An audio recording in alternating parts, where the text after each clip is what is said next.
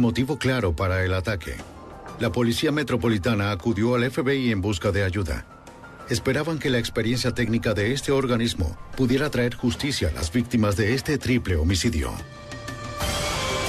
La evidencia se acumula, no hay sospechosos evidentes. Asesino en serie fugitivo.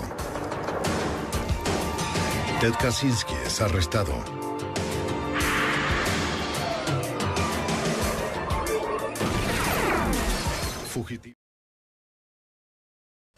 Fugitivo a un prófugo.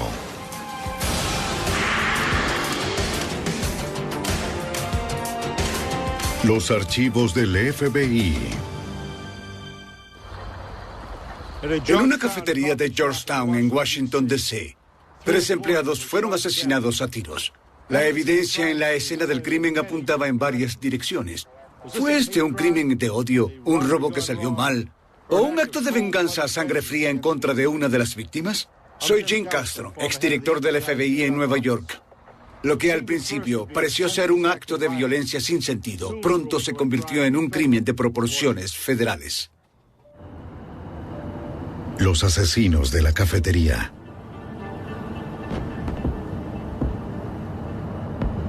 En 1997, Washington, D.C. y sus monumentos recibieron a miles de personas durante el fin de semana del 4 de julio. Los visitantes asistieron a las celebraciones del Día de la Independencia en toda la capital. La mañana del 7 de julio, las festividades ya habían terminado. Los habitantes de Georgetown, en el distrito capital, ya estaban levantándose para comenzar la semana. A las 5:15 de la mañana, la supervisora del turno diurno de una cafetería popular llegó para prepararse para el trajín de la hora pico. Se sorprendió al ver el auto de la gerente nocturna en el estacionamiento. La tienda debía haber cerrado a las 8 de la noche anterior. Encontró las luces aún encendidas, la música sonando y pasteles frescos detrás del mostrador. Hola. Pero nadie parecía estar allí y la tienda no se había limpiado a fondo. Revisó los horarios para ver quién estaba de turno la noche anterior.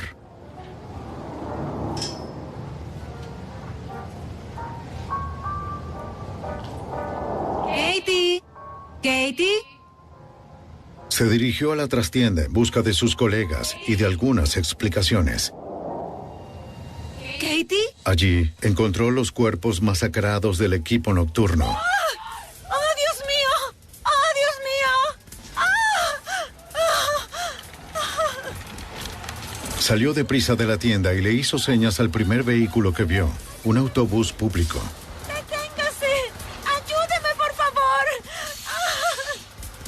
El conductor llamó a la policía. Sí.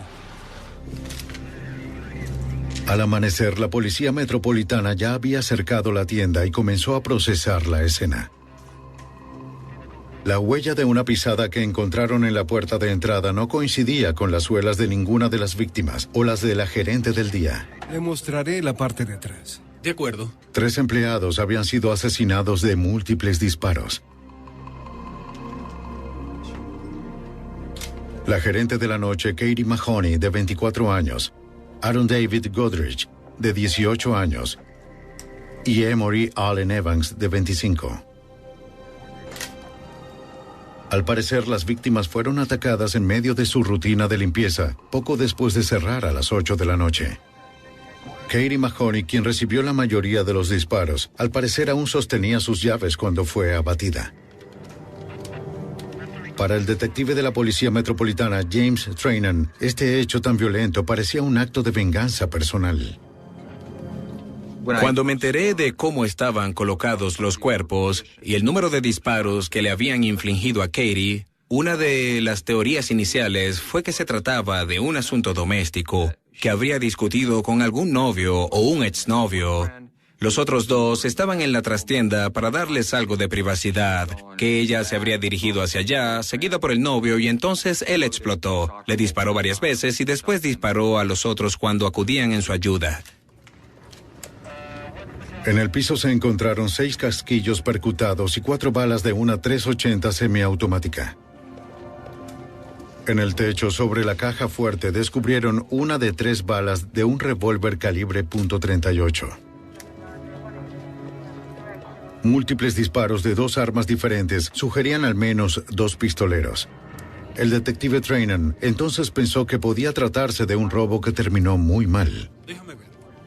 Cuando descubrimos que había 2 armas y un disparo al techo por sobre la caja fuerte, que es un disparo típico de advertencia, fue cuando empezamos a verlo como un robo comercial. ¿Pero era eso del todo concluyente para considerarlo un robo?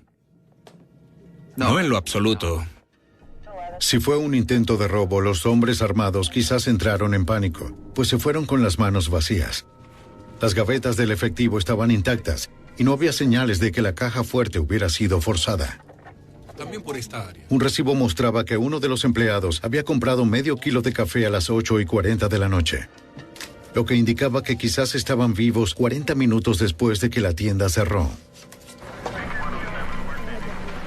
Los detectives hablaron con un testigo que pasó por la tienda cerca de las 9:15 de la noche anterior. Adentro vio a 2 empleados limpiando, pero la puerta tenía el cerrojo, así que se fue pensando que ya habían cerrado. Otros testigos fueron clientes que les dijeron a los detectives que habían visitado la tienda momentos después, cerca de las 9:30. Entonces, a las 9:30 de hecho, teníamos 2 grupos de personas que de forma independiente caminaron hacia la puerta principal. La puerta estaba abierta, ellos entraron y miraron a su alrededor. Pudieron ver que la tienda estaba en proceso de limpieza, pero no había nadie allí. Quizás creyeron que los empleados estaban en la parte de atrás y se fueron.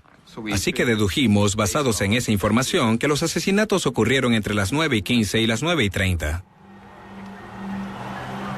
Pero la gerente del turno diurno le dijo al detective que cuando ella llegó por la mañana, la puerta principal estaba cerrada. La puerta trasera también había sido cerrada. No había manera de cerrarlas así sin una llave. Si había sido planeado desde adentro, ella tenía una buena idea de quién podría ser. Una de las cosas que nos comentó fue sobre un ex empleado que había sido despedido solo unas semanas antes. Él consumía drogas. Al haber sido gerente de turnos, tenía acceso a la caja fuerte, a las alarmas. Una noche después del cierre, Katie notó una discrepancia en las gavetas de efectivo en su turno. ¿Qué sucede? Es que hice... Ella rastreó la falta de dinero hasta un empleado y lo despidió. Si tú lo dices. Lo digo. ¡Estúpida! La compañía no presentó cargos contra el hombre y él accedió a devolver más adelante lo que tomó.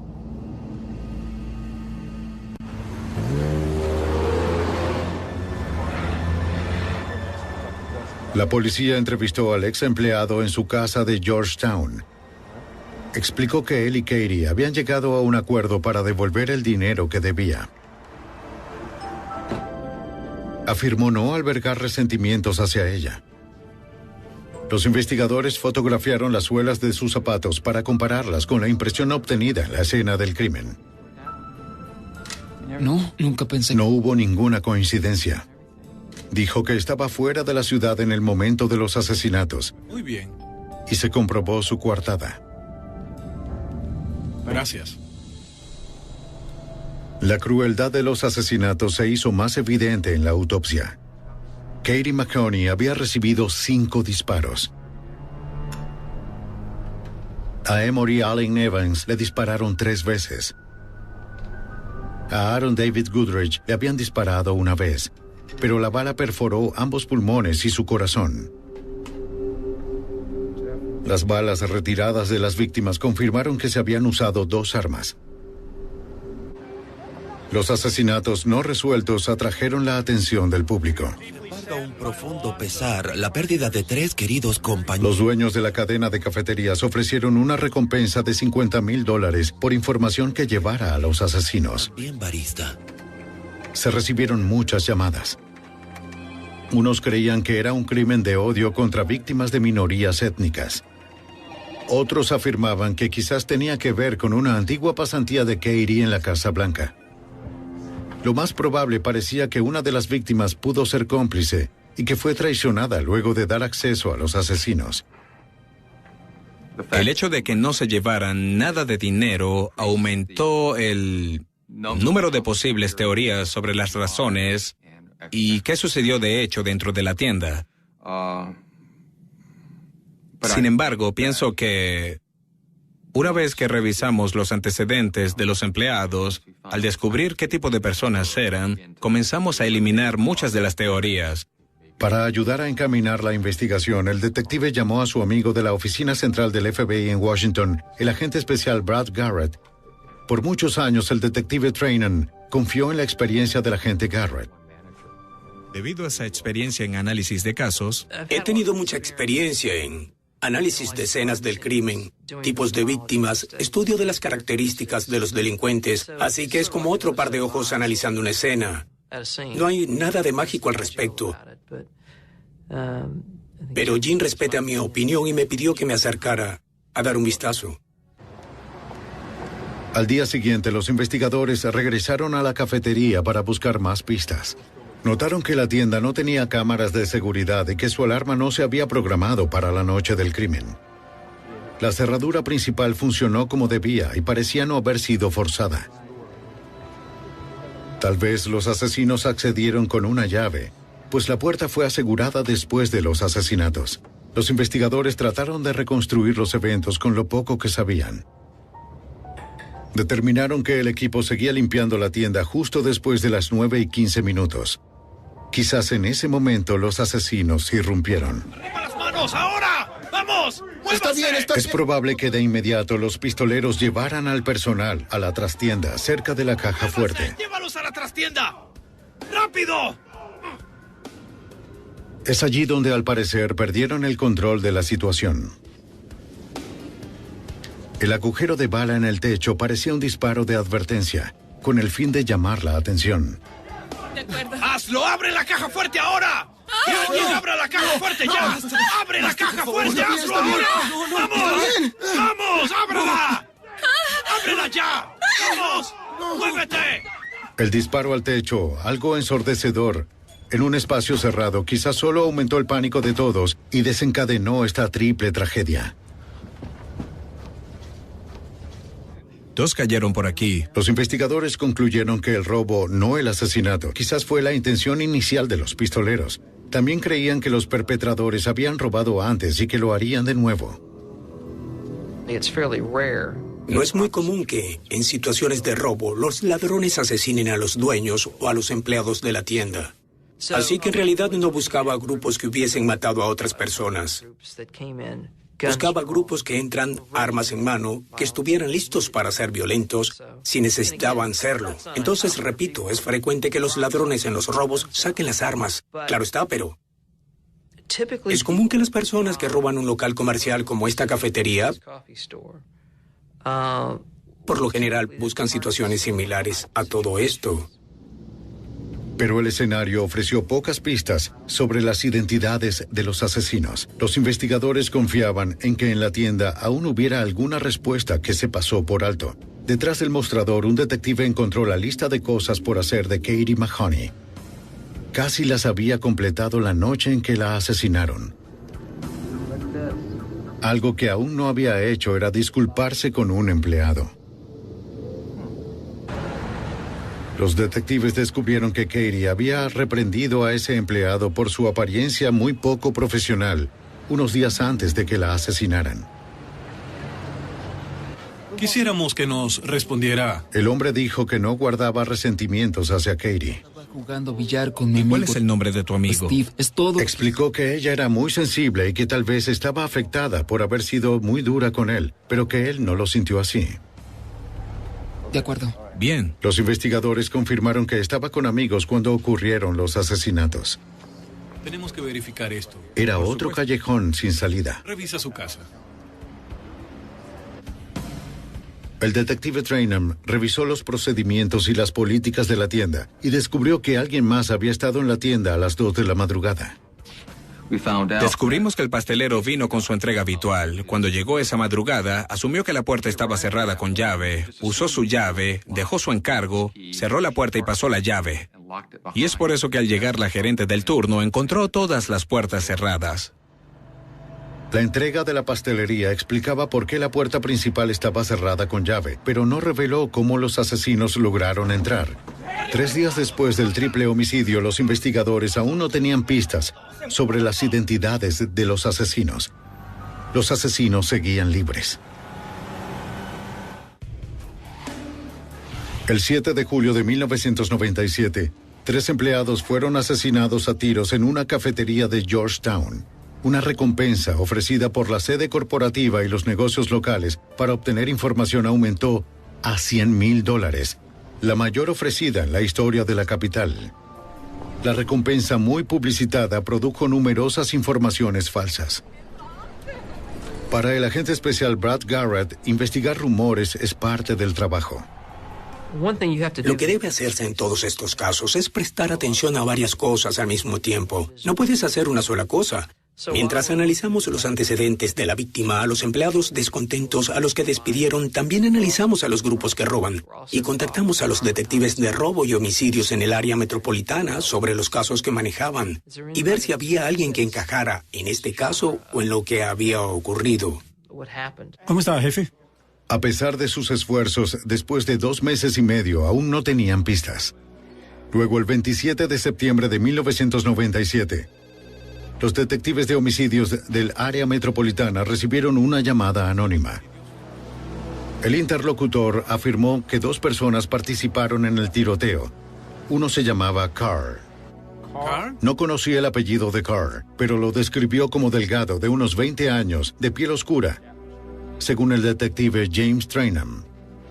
Dijo que Carl vivía en la calle Gallatin, describió el lugar donde vivía y dijo que vivía allí con su madre, su esposa y su hijo, y que ellos conducían un auto de color azul especial. Y me dijo, si alguien le está diciendo alguna otra cosa, están ¿Puede equivocados. darme su nombre, señor? El hombre prometió volver a llamar cuando supiera más.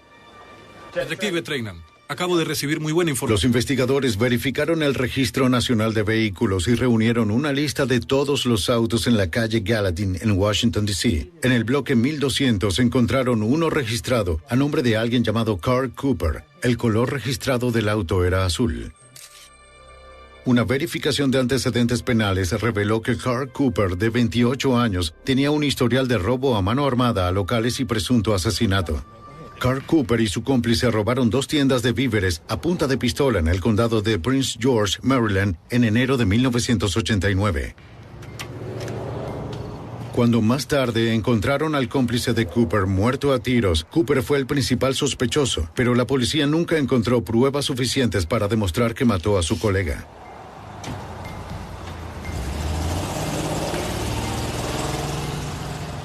Sus antecedentes penales, junto a la declaración anónima de la persona que llamó, convirtieron a Carl Cooper en el principal sospechoso del triple homicidio en la cafetería. Los investigadores necesitaban investigar más sobre Cooper. El agente especial Brad Garrett obtuvo una orden para colocar un dispositivo y rastrear el teléfono de la casa de Cooper.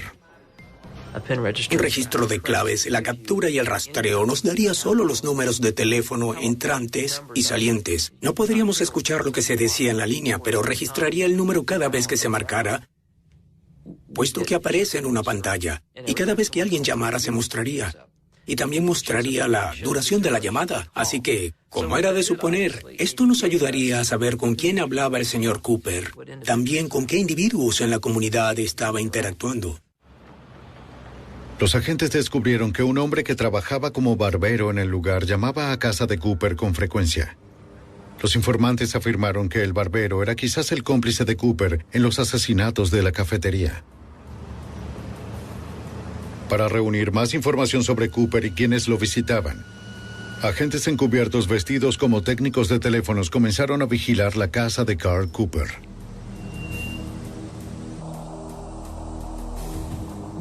Colocamos una cámara muy discreta en un poste fuera de su casa que haría registros de la puerta principal las 24 horas del día para ver quién entraba y salía, a qué hora regresaba, cuál era su rutina, qué autos conducía, quién iba a visitarlo. Los agentes no necesitaban una orden judicial, pues se trataba de una vigilancia pública. Supervisaron a Cooper las 24 horas del día y crearon un registro en video de todos los que entraban y salían de la casa. ¿Hacia la casa, correcto? Sí, observa. Ya veo. Puedo acercar la imagen si es necesario y así podemos... Identificaron a su hijo y a su esposa. La vigilancia no se limitó a su casa.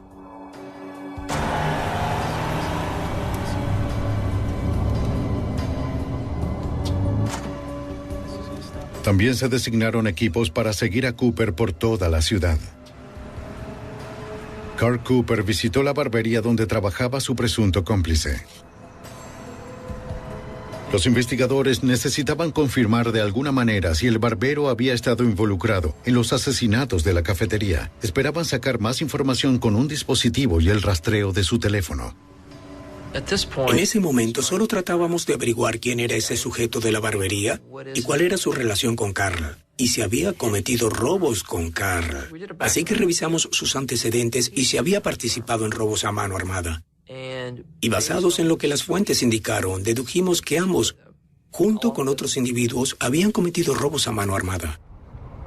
Los agentes encontraron una conexión sólida usando el dispositivo y el rastreo del teléfono del barbero. Reconocieron el nombre de una mujer que llamaba al barbero con frecuencia. Ella era la antigua novia del compañero de robo asesinado presuntamente por Cooper varios años antes. Tome asiento. Gracias. Dijo que Cooper, el barbero y su novio en ese momento eran amigos antes de que mataran a su novio. ¿Qué tipo de persona era? Ahora ella solo mantenía contacto con el barbero, pues creía que Cooper era el responsable de la muerte de su novio. También conoció a la esposa de Cooper y describió cómo ella lo ayudaba con sus crímenes. ¿Te parece bien? La esposa de Carl Cooper compró armas ilegales para él. Se maneja... Una fue una pistola de 9 milímetros. ¿Aquí tienes? Su esposa usó una licencia de conducir con su apellido de soltera y una antigua dirección, por lo que esa arma no pudo rastrearse hasta su esposo Carl. Son $200. Los cómplices de Carl usaron a sus novias de la misma forma. Su esposa, Melissa... La novia fue muy colaboradora. Aún estaba interesada en cerrar el caso y nos dio aún más antecedentes sobre Carl Cooper y sus colegas. Nos contó acerca de una tercera persona que trabajó con ellos durante el verano de 1997 cometiendo robos. Los investigadores colocaron al presunto tercer hombre de Carl Cooper bajo vigilancia.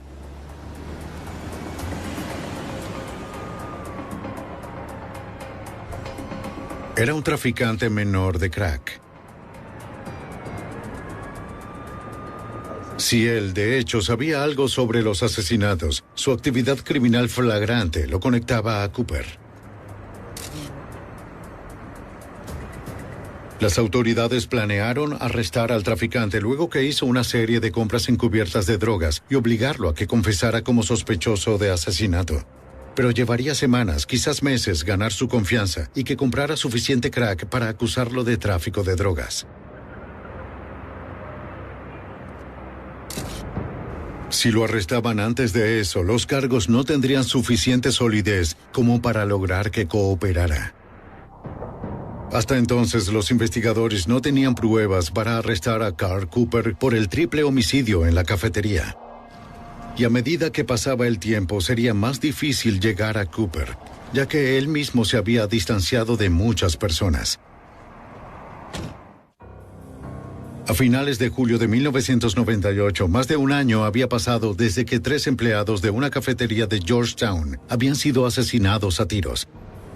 El FBI y la Policía Metropolitana de Washington creían que Carl Cooper, de 29 años, y al menos un cómplice, eran responsables, pero los investigadores aún no tenían pruebas directas. Para encontrarla, siguieron a Cooper a todas partes, rastreando sus llamadas, vigilando su casa y a sus colegas. Ese es su hijo. A pesar de su persistencia, Cooper permaneció fuera de alcance. Pero los investigadores se enteraron de que Cooper sabía que era sospechoso, según el agente especial del FBI, Brad Garrett. A medida que se avanza más y más en estos casos y se contacta más y más personas, en especial en la calle, el rumor va a llegarle a quienes se esté buscando si ellos están en la calle. Y eso ocurrió. Es decir, él supo en poco tiempo que la policía y el FBI estaban tras él.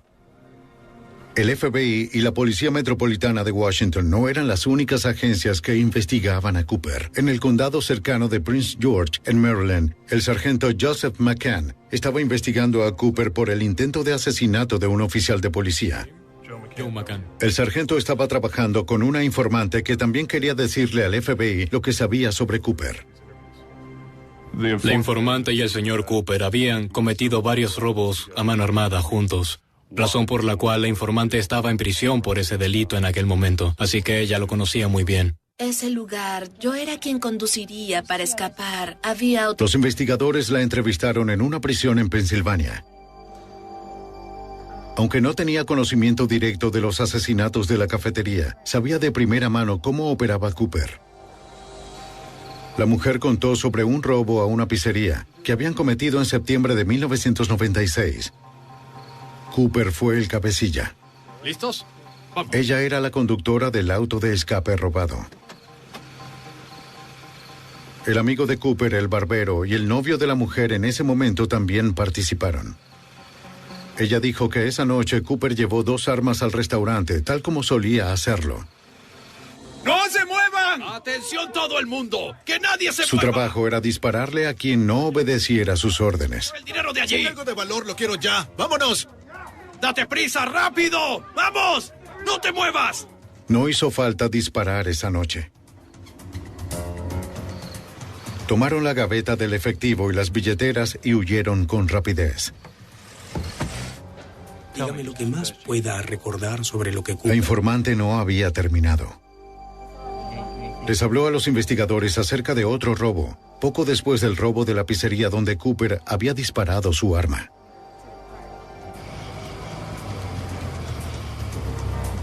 Esa noche Cooper llevó un arma 9 milímetros y un revólver 38 robado.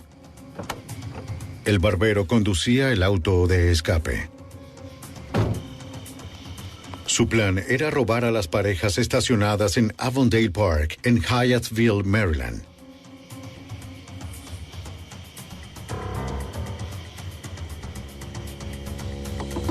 ¡Vamos! ¡Dame tu dinero! Cooper no sabía que el hombre al que atacaba era un oficial fuera de servicio de Maryland.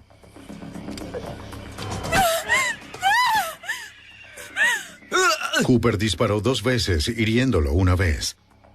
Eric, creo que así se llamaba. La informante dijo que Cooper se lo había dicho al día siguiente, cuando en las noticias se reveló que el hombre al que disparó era un oficial de policía fuera de servicio.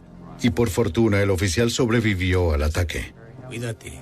Eso haré. Al verificar los informes policiales se confirmó todo lo que había dicho la informante. El agente especial Brad Garrett tenía razones para creerle. Su nivel de detalle fue algo increíble, ya que fue capaz de describir todo, cuándo sucedió, dónde sucedió, a qué hora, quién participó, incluso la interacción entre los ladrones y las víctimas. Dato que ya conocíamos, pues las víctimas nos los habían contado después de los robos, así que ella fue en verdad una pieza muy valiosa en todo este caso. La información demostró que Cooper no solo era un criminal violento, sino que era el cabecilla de una banda de asaltantes. La informante había proporcionado hechos con los cuales el FBI podría armar un caso. Ella nos dio la primera pieza importante de información que, según mi opinión y la del fiscal, de verdad comenzó a cuadrar dentro de un caso delictivo o por crimen organizado en el que se tiene un grupo llevando a cabo actos violentos interestatales, robando locales comerciales. Así es como vimos a través de ella la posibilidad real de armar un caso federal por crimen organizado en el que se incluiría el triple asesinato de cafetería. Armar un caso por crimen organizado que probara que Carl Cooper era el cabecilla de una organización criminal significaba describir sus actividades en detalle. El FBI obtuvo una orden para interceptar el teléfono de Cooper.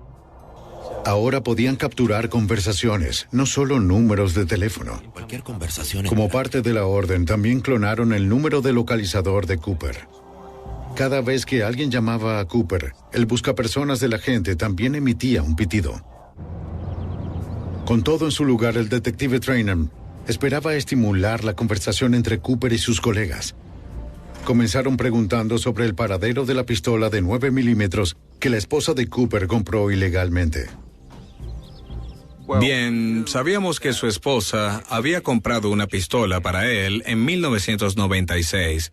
Entonces, lo que hicimos fue dirigirnos a la dirección que ella había dado en la tienda de armas cuando compró la pistola, y resultó ser la dirección de su madre. ¿Se han distanciado? Como estrategia para obtener información, los investigadores le preguntaron a la madre si su hija todavía tenía la pistola de 9 milímetros. Le dijeron que necesitaban completar una actualización de rutina de su número de serie para verificar si se había usado en un crimen. ¿Están distanciadas? No, no lo está. La mujer afirmó que no había hablado con su hija porque habían tenido un desacuerdo hacía algún tiempo. Los investigadores estaban seguros de que ella les mentía. Mientras caminábamos de regreso al carro, a una distancia de menos de 15 metros, el buscapersonas de Carl comenzó a sonar como una alarma de alerta.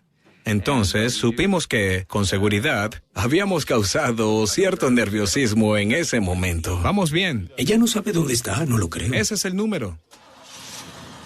Los agentes que vigilaban el teléfono de la casa de Cooper escucharon a la madre llamar para advertirles que las autoridades estaban en busca del arma de su hija. Hola.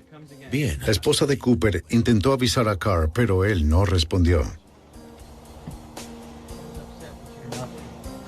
Luego llamó asustada a su padre porque no podía encontrar el arma y temía que estuviera implicada en los crímenes de su marido. Si alguien va a quebrarse, será ella. Quizás sea ella, sí. La esposa de Carl hablaba por un teléfono inalámbrico sentada afuera en el porche delantero. Hablaba por teléfono con uno de sus familiares, llorando histérica sobre cómo la policía la iba a encerrar por esta arma, que Carl había hecho algo con esa pistola y que ella miró en el escondite de la casa y que el arma no estaba allí. Así que Carl debía tenerla. Y ella tan solo hablaba y hablaba. Entonces, ella llama a Carl y él está camino a casa, hablando por un teléfono celular de camino a casa, y ella dice, Carl, voy a llamar a ese oficial de policía ahora mismo, y él le grita, no lo llames, él solo le gritaba por el teléfono.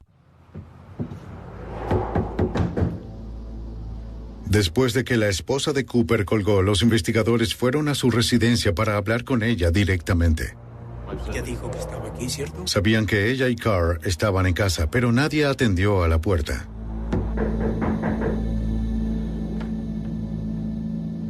Ve a ver. Después de casi 14 meses de persecución, los investigadores confiaban en que se acercaban al presunto asesino. Pero Cooper no era el tipo de hombre que solo se sentaría a esperar y permitiría que lo acorralaran. En septiembre de 1998, la Policía Metropolitana de Washington, D.C. y el FBI continuaron persiguiendo a Carl Cooper, el presunto cabecilla de una banda armada, buscado por el triple homicidio de empleados de una cafetería de Georgetown. La vigilancia de la casa, el teléfono, la familia y los amigos de Cooper empezaron a brindar frutos a los investigadores. El detective James Trainor escuchó una conversación incriminatoria entre la esposa de Cooper y la novia de uno de los supuestos cómplices de Cooper.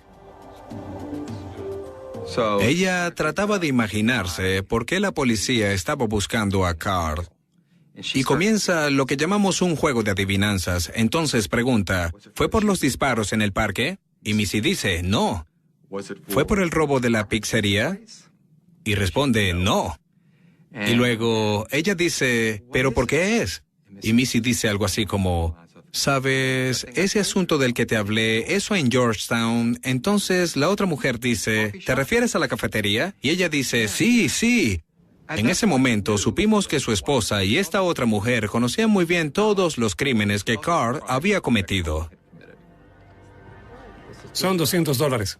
Usando su apellido de soltera y la dirección de su madre, los investigadores ya sabían que la esposa de Cooper había comprado un arma de 9 milímetros de forma ilegal para su esposo. Ahora aumentaría la presión sobre la esposa de Carl para revelar el paradero de la pistola. Entonces veremos cuál será su reacción. Los investigadores se presentaron sin previo aviso en el lugar de trabajo de la esposa de Cooper para preguntarle de nuevo dónde estaba el arma de 9 milímetros.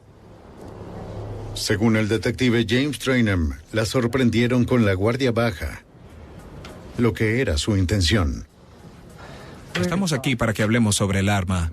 Cuando ella nos vio, fue como si se golpeara con una pared de ladrillos. Es decir, perdió la expresión de su rostro y comenzó a temblar. Se puso muy nerviosa y nosotros estábamos muy tranquilos. Señora Cooper, no sabemos por qué está tan molesta. Esto es solo una investigación de rutina. Un poco nerviosa. La esposa de Cooper les dijo que aún tenía la pistola de 9 milímetros, pero que estaba guardada en Maryland. No. Ella accedió a entregársela más tarde esa noche en la casa de su abuelo.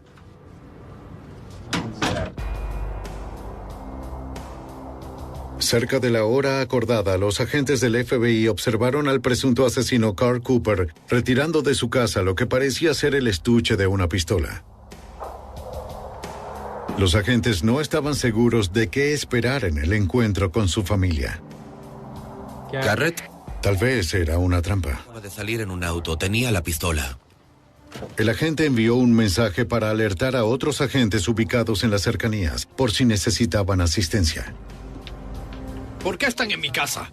Cuando se acercaban a la casa del abuelo de la esposa de Cooper en Maryland, Cooper los enfrentó. Solo estamos aquí por procedimiento de rutina. Está bien, pasen.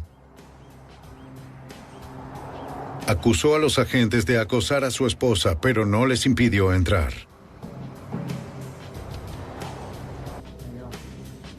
El abuelo y el nieto estaban sentados a la mesa con la pistola. No toqué el arma. Dado que el arma de fuego de 9 milímetros ya estaba a plena vista a nivel legal, los investigadores tenían permitido incautarla. Ese tipo de arma no fue utilizada en los asesinatos de la cafetería, pero era del mismo tipo que se usó para disparar a un oficial fuera de servicio en un parque de Maryland.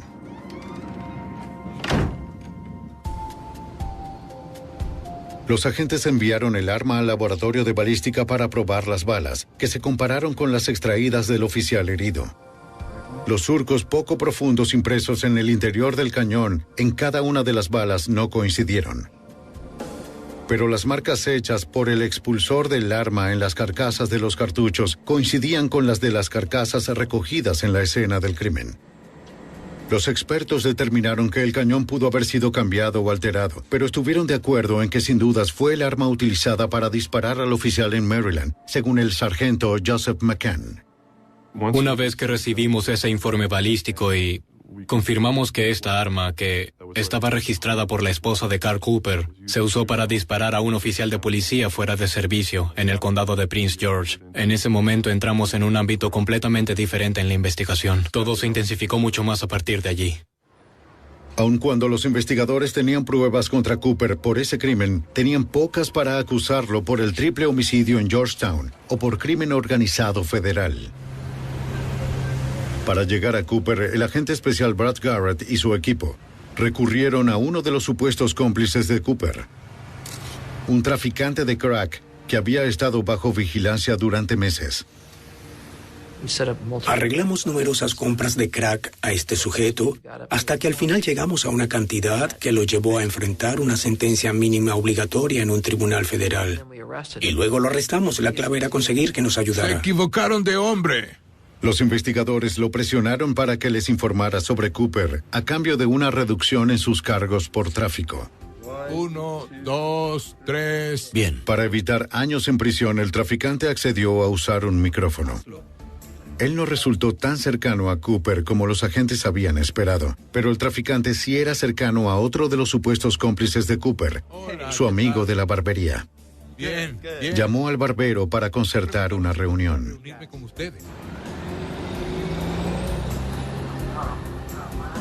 Toda la conversación quedaría grabada en una cinta. El informante le dijo al barbero que la policía lo había detenido en la calle para hacerle preguntas sobre su participación con Carl Cooper en el triple homicidio. El barbero ya estaba al tanto de la investigación y le aseguró que él no tenía nada que ver con eso. El sujeto de la barbería le susurró algo al narcotraficante. Mira, sé que Carl lo hizo. Me llamó la noche anterior y quería que lo acompañara, pero nunca me devolvió la llamada. Dije que lo haría, pero él nunca me devolvió la llamada y luego en la mañana siguiente, ¡bam!, estaban muertos. Aparte de la llamada anónima que los puso en camino poco después del crimen, esta fue la primera conexión verdadera del FBI entre Cooper y su pandilla y los homicidios de la cafetería. Ahora era el turno para abordar al barbero. Los agentes esperaban que él fuera la clave para sacar a un triple asesino de las calles. Un año y medio después de un robo fallido y el triple homicidio en una cafetería de Georgetown, el FBI y la Policía Metropolitana de Washington cerraban el cerco a una pandilla de presuntos ladrones y asesinos. Un barbero que se cree es uno de ellos le dijo a un informante del FBI que había aceptado robar la cafetería con el cabecilla Carl Cooper. Pero este nunca lo llamó, así que el barbero supuso que solo Cooper habría cometido el crimen. El agente especial del FBI, Brad Garrett, decidió que era hora de interrogar directamente al barbero y descubrir cuánto sabía acerca de Cooper. Así que en este punto pensamos bien. Es obvio que este barbero sabe algo de esto, pero él solo dice que habría participado, pero que no lo llamaron por lo que no participó. Así que no estábamos seguros en ese momento, es decir, ¿Cooper lo hizo solo? ¿Logró que alguien más lo ayudara a cometer el robo? No estábamos muy seguros, pero ya teníamos suficiente como para acusar al barbero. ¡Sal del auto! FBI. Temprano en la mañana, las autoridades siguieron al barbero desde su casa y lo acorralaron en un lugar aislado. Las manos sobre el capó. ¡Pon las manos sobre el capó! Los agentes querían estar seguros de que nadie, en especial Cooper, supiera que su supuesto cómplice estaba siendo arrestado. Es mejor que coopere y no ponga resistencia. Ahora vamos a llevarlo a nuestra oficina. Yo no hice nada. El barbero fue arrestado sin incidentes y trasladado a la oficina del FBI para ser interrogado. Siéntate. El hombre de nuevo negó cualquier participación en los homicidios de la cafetería. Pero sí les dijo a los agentes lo que Carl Cooper le había dicho la noche anterior al crimen. Nos dijo que Carl había acudido a él y le dijo, ¿sabes algo? He estado vigilando esta cafetería. No tiene cámaras de vigilancia. Recogen mucho dinero y yo quiero asaltarlo. Y él le dijo, está bien, voy contigo. ¿Qué quiere que le diga? El barbero sostuvo que Cooper nunca le devolvió la llamada. Y por lo que él sabía, el cabecilla no tenía otros cómplices en ese trabajo. Incluso si el barbero no hubiera participado en los asesinatos de la cafetería, las autoridades ya tenían suficiente para acusarlo de conspiración para cometer robo a mano armada. Esperando indulgencia, les contó lo que sabía sobre Cooper. Yo me subí.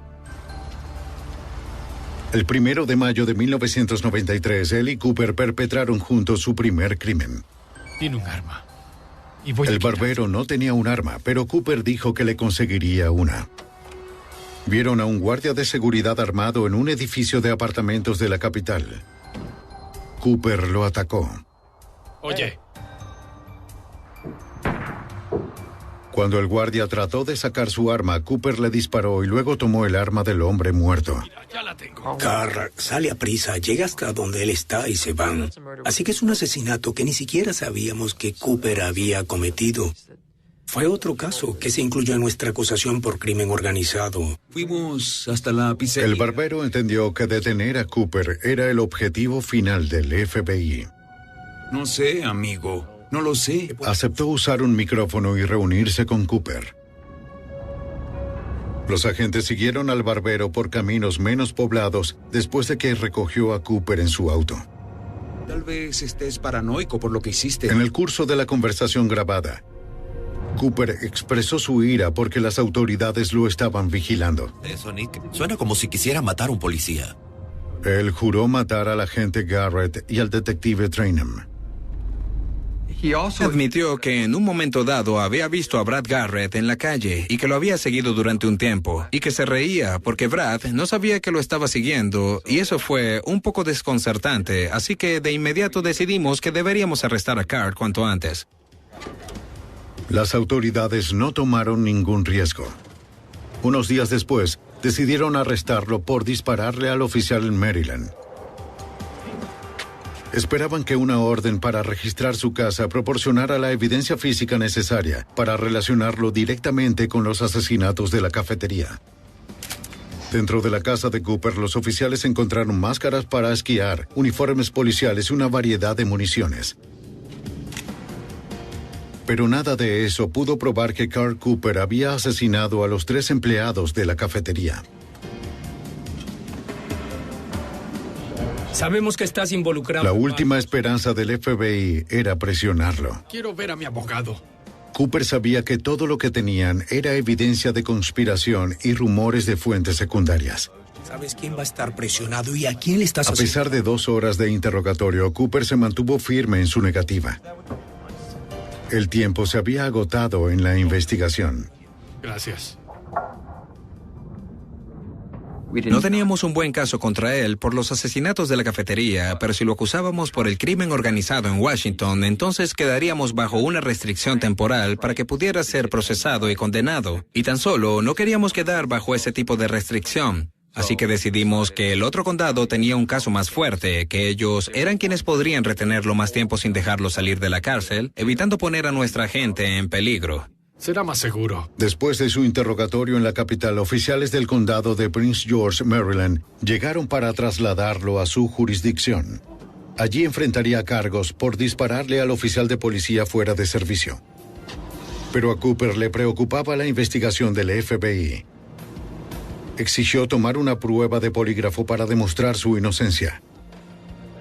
Cooper tomó una en Maryland, pero no pudo pasarla. Fue entonces cuando se rindió. Es tan simple como es. A cada uno le... Creo que Carl pensó que lo habíamos capturado por los asesinatos de la cafetería, que iba a ser acusado por eso y que iba a pagar por ellos. Así que él quiso darle la vuelta a todo, con el fin de ponerse bajo la mejor perspectiva posible. Por supuesto, siendo él la única persona a quien podría culparse por la muerte de esas víctimas. Eso es lo que trató de hacer. Cooper, de hecho, hizo 3 confesiones separadas, asumiendo más su culpa cada vez. En su confesión final, se atribuyó la responsabilidad total por los asesinatos de la cafetería. Ella trabajaba allí. Dijo que planeó y llevó a cabo el robo después de pasar un tiempo vigilando la tienda. Llamó a su cómplice, el barbero, pero luego decidió que podía manejar todo por su cuenta. No quería perder esa oportunidad después de que la tienda cerrara y antes de que los empleados se fueran a casa. Admitió ante el sargento Joseph McCann que llevó 2 armas al sitio como siempre lo hacía.